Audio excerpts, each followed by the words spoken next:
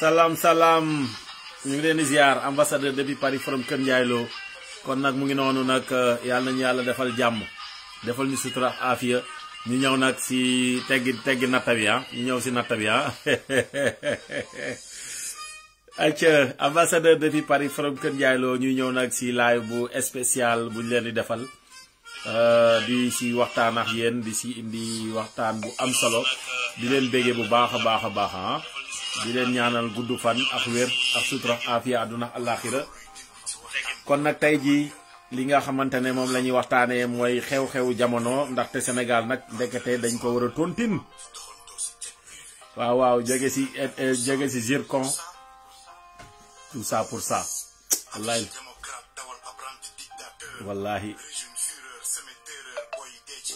wallahi te muy dëgg ayca merci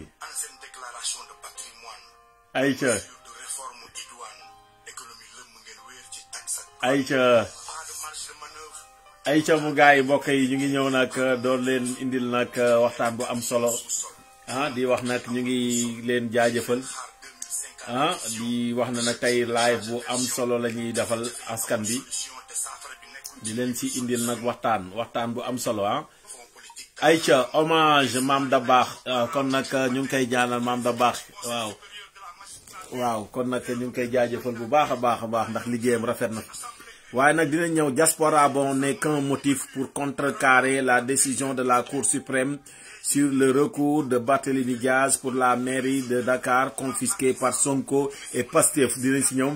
Milan ak addu kalpe dinañ si ñëw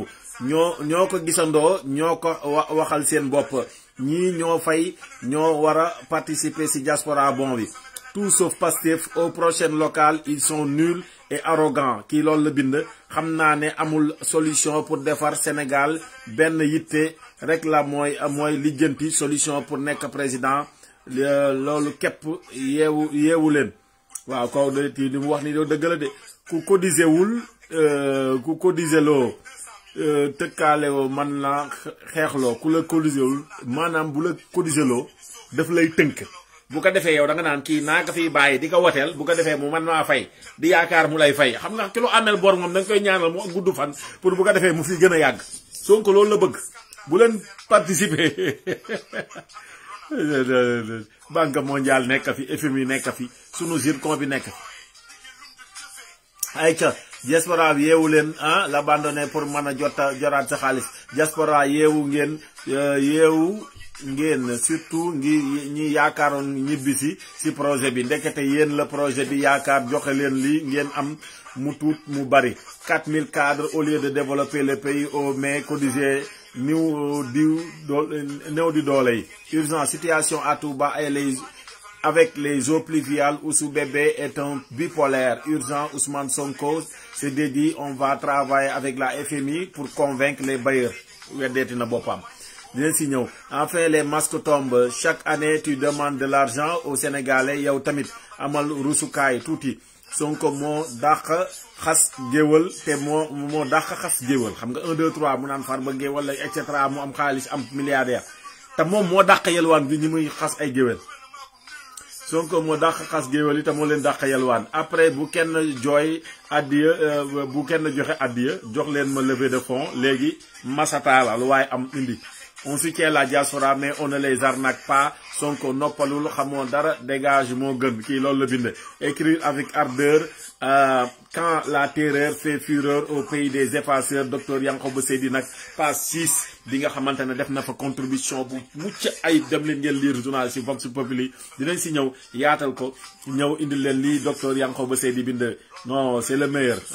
benn Yankhoba Seydi moo jël téeméeri junniy Ousmane Sonko. N'oubliez pas, une grande mobilisation est prévue ce vendredi 19 septembre 2025 à partir de 15h, rond-point Jet d'eau, dëkku tontine teggi le 18 naar bi mu fi waxoon lañ fiy jëlee ak carte xaalis bi léegi moom la ñuy indi léegi Sénégal nag léegi dañ ko war a tontine ndekete Ousmane Sonko léegi nee na tontine dagan na naar bi mu leen wax ayca mu ngi noonu ayca bu ñëwee nee na gars yi dañuy concurrence ku dàq tukki Sonko vs Diomaye nee na ku dàq tukki Free Badara Gadiaga Abdou Nguer et les otages politiques Lat Diop Farba Ngom etc. waa léegi damay laaj diaspora bon det la wala du det kii nag nee na bu dee det la aussi ndax det caché lay doon wala noo caché boo leen di leb FMI ak Banque mondiale ñu ne yéen taux bii ngeen war a yem léegi sénégalais yi bu ñu lebalee taux bu ëpp boobu est ce que da nga leen di wax ne leen taux bi ngeen am ñoom bu ñu leen waree lebal dañ naan jaratoo ñu leen lebal parce que bu doo leen mën a boo leen bëggee fay banque mondiale FMI war a fay askanu Sénégal loolu doo leen ko mën a antan laay dugal ngeen seen bopp de si oui ou non dette cachée là ou pas va-t-on dire à la FMI on a une dette qu'on doit à l'État que l'État va payer aux citoyens. Le plus grand danger pour un peuple, ce n'est pas un mauvais leader, mais un imposteur sans expérience ni savoir qui ment et manipule pour arriver au pouvoir. Youssouf Ngom moom moo bind loolu commentaire si page am ku bëgg a bokk si nattu baadu man lépp bi j'ai bi bien man lépp chaque semaine day lépp ku bëgg a bokk si natt bi nooy def ak natt ñaata weer la wala at ma bokk ñaari loxo yu téeméer Khalifa Wade ku bëgg bokk si natt bi nooy def man ak nee na mu bokk si comme réew mi daal pour doxal ko faw nga yëkkati natt Dubaï Milan pour la fête Touba Kaolack Thiès pleure des inondations kon mu ngi noonu pas de droit d'auteur pour la musique utilisée kon nag mu ngi noonu loolu lañ leen indil kiiwu Yankhoba Seydi mi nag dañ leen koy defal kii boo xamante ne audio spécial moom lañ leen defal après live bi dinañ leen si ñëwal ambassadeur depuis Paris from Kër Ndiaye Lo mais Yankhoba toj na Yankhoba Seydi kenn du moom c'est le meilleur. 4000 cancre ayca mu ngi noonu ayca ñu ñëw ñu ngi leen di ziar bu baax gars yi yàlla defal jàmm tenu waaw fen ba fay 200 millions de doy na waar te ay nit di jàppale fenkat yi Sénégal moo neex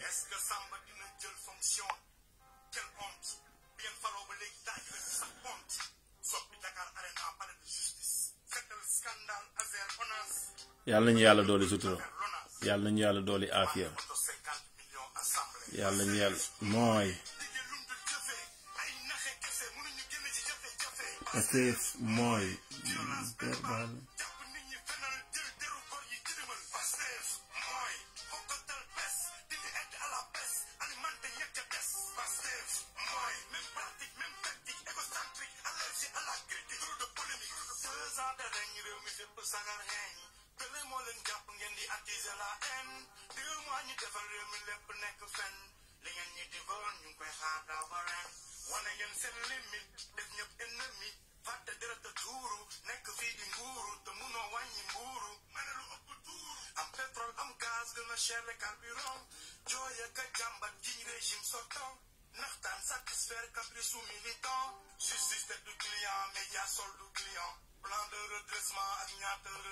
gars yi lii rek boo koy déglu rek neex na quoi jar na live quoi non Thiat il a bien chanté quoi Thiat dafa xam ki nga xamante ne moom mooy sawaay mooy Pastef mooy Pastef mooy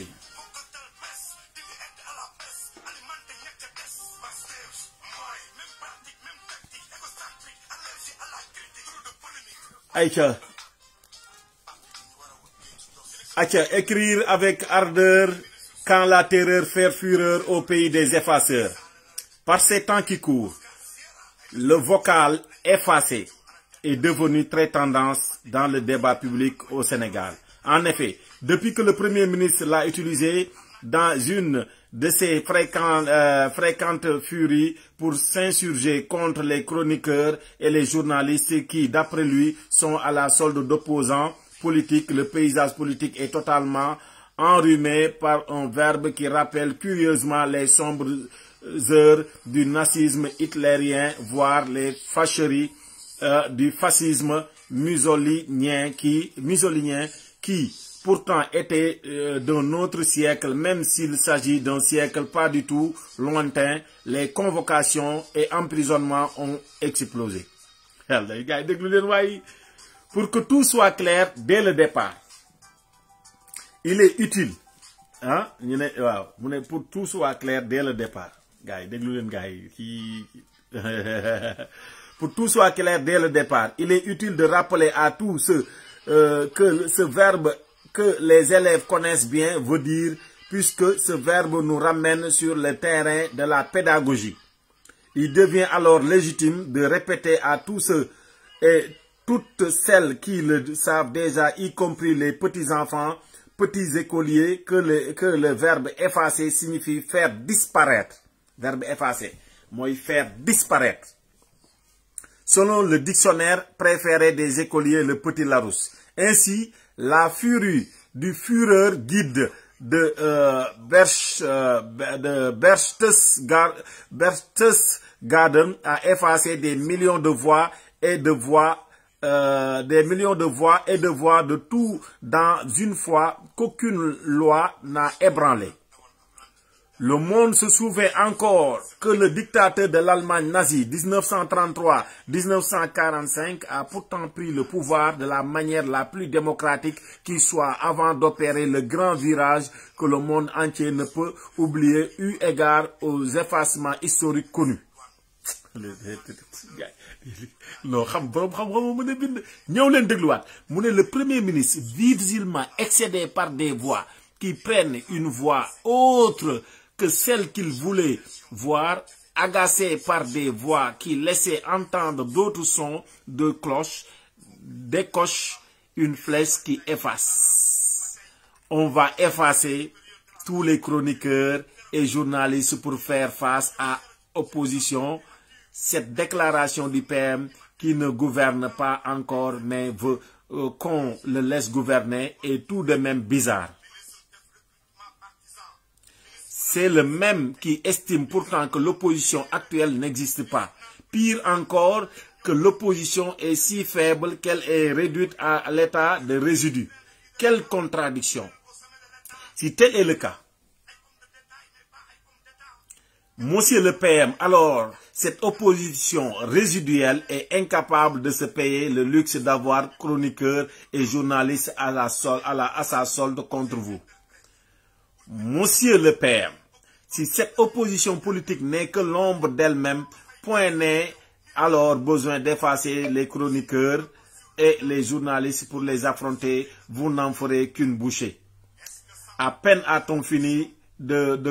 gloser sur le PM effaceur que le président de l'Assemblée nationale, deuxième personnage de l'État, s'invite dans l'arène de l'effacement que, dis-je, s'invite au tableau tout pour tenter, dans un mimétisme effarant, d'effacer un tableau vraiment noir avant même d'avoir écrit la plus petite lettre. En effet, le patron de l'institution parlementaire, dans un entretien avec la RTS, a fait le constat, pour s'en offusquer, que le régime a perdu plusieurs batailles judiciaires. En ces termes et au sujet des juges, ils sont dans le